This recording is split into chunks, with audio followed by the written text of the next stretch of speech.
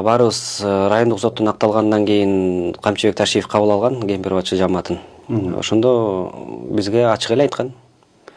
Мен силерди кайрага камап коем деп айткан. Бул өзүнүн сөзү.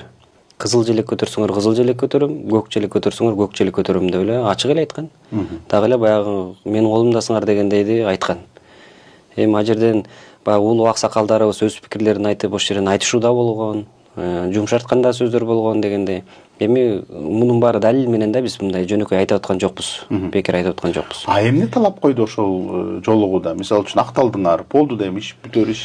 Кайсы кызыл желекти айтып отур? Жолугуда эми акталдыңар болду, эркиндикке чыктыңар. Эми дагы өзүңөрдүн пикириңерди билдирбегиле, дагы ушундай биригип алып дагы бир нерселерди сүйлөп чыкпагыла, митинг кылбагыла, акция кылбагыла деген эле сөз да.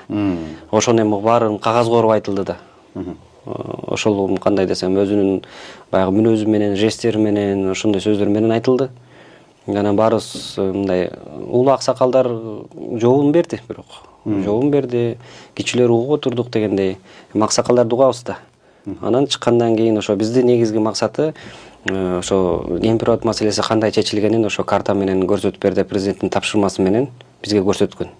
Биз ошону көрүп чыкканбыз. Негизги максат ошол болчу. Биз ал жактан Ташиевден барып кечирим сурайлы деген таризде эмес, картаны көргөнгө, жердин маселеси кандай чечилгенге ошону эле көргөнгө барганбыз. Бул президенттин тапшырмасы менен болгон.